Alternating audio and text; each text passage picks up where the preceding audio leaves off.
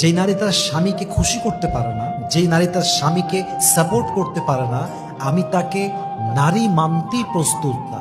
নারী মানেই হচ্ছে কোমল হৃদয়ের, নারী মানেই হচ্ছে আনুগত্যশীল, নারী মানেই লজ্জাশীল, নারী মানেই স্বামীর চোখের শান্তির জায়গা, নারী মানেই পুরুষের চোখের এমন এক জায়গা যেই জায়গাতে পুরুষ এটা ভাবে যে পৃথিবীর কোথাও আমি শান্তি পাবো না, বাট আমার নারীর কাছে, আমার ওয়াইফের কাছে আমি শান্তি খুঁজে পাবো। এটাই শান্তির ঠিকানা, এটার নামই হচ্ছে আসল নারী। ঠিক কিনা বলেন?